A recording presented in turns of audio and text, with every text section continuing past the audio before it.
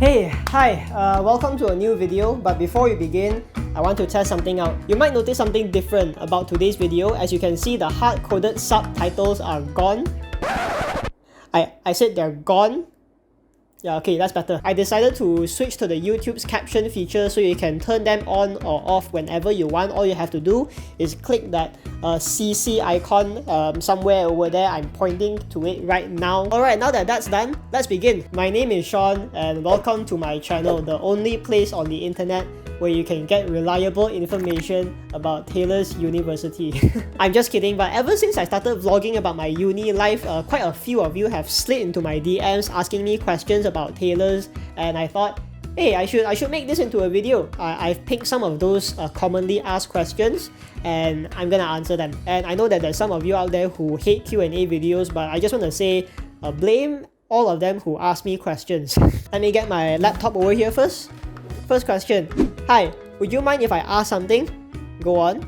I'm just curious to know if it's possible to graduate early in Taylor's University. Like, can you take more classes early, Attica? I hope you don't mean completing a 3-year course in a year or something like that, because that's quite impossible. I've never heard of anyone graduating early before, but after studying in Taylor's for more than a year now, I know that there's a certain maximum number of courses you can take in a semester. I think the maximum credit hours for a long semester is 20, so that equivalates to about 4 or 5 subjects depending on what subject you're taking. It's very rare to see someone taking 6 or 7 subjects in a semester. In fact, I don't think you're allowed to do that. I wouldn't recommend anyone to force yourself to graduate as early as possible, because even if you're allowed to add extra subjects, it's gonna be quite hard to cope with. If you get too caught up with your workload, you won't be able to fully experience the lifestyle or hang out with your friends that often. So my answer to your question is just enjoy your uni life, man, and don't take classes early, Attica. Next question.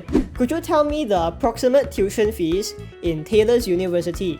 Because I want to study there next year and I'm waiting for your reply. Please. First of all, thank you for your patience. Unfortunately, I can only speak from a mass comm student standpoint, so the starting fees for a mass communication degree is a little over 90k. And I know that there's a lot of international viewers out there, so if you do the math, that is roughly 94.3 Bitcoin Cash. Do I learn how to edit videos in mass communication? Yes, you do, but that's not the only thing you learn here. You also learn how to do research. I'm not kidding, there's literally a subject called research methods. You're gonna hate that subject. Mostly mass comm students are good in computer, right? I really hope that's not true, because if so, I'm clearly in the wrong degree. I assume what you're trying to say is we're good at video or photo editing, and if so, then that may be true, because we do learn Photoshop, Illustrator, After Effects and Premiere Pro. But that's not the only thing we're good at. We're also very good at research. I hate that subject. Hey, I just want to clarify that research methods is actually a subject that you have to take no matter what course you choose. So even if you don't choose mass comm, you're gonna take research methods anyway. So good luck to all of you. And also, more importantly, don't forget to wear your mask when you go outside. I really don't want to experience another semester of online learning. Okay, back to the video. Would you recommend staying outside or inside campus? Good question. Wrong person to ask. I don't stay in the hostel on campus, but I have friends who do. So let's see what they have to say.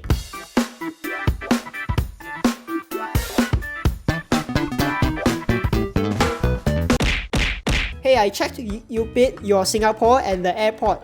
I watched it and this is so insane.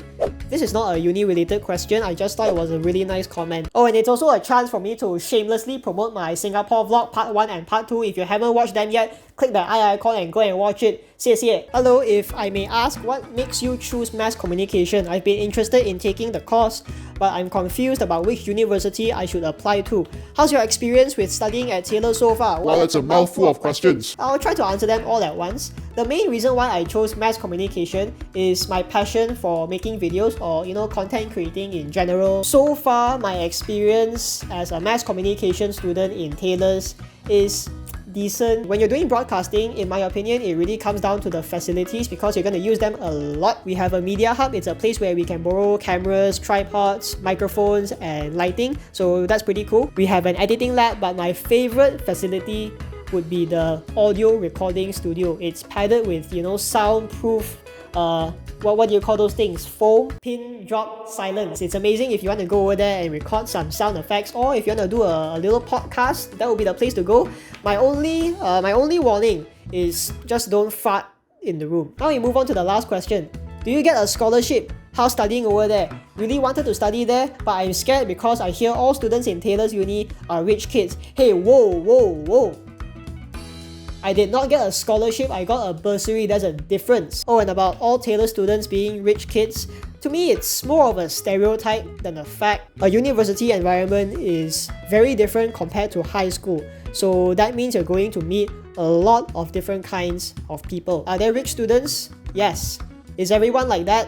No. If I can give you a piece of advice, it would be to mix around with the right group of friends. And this doesn't just apply to tailors. You have to keep this in mind wherever you go. Most of us tend to think that rich people are show-offs, they like to flex and they're very stuck up. But sometimes that's just not the case. In the real world, you're gonna meet people who are rich and humble. And you're also gonna meet people who are not so rich, but they're snobbish.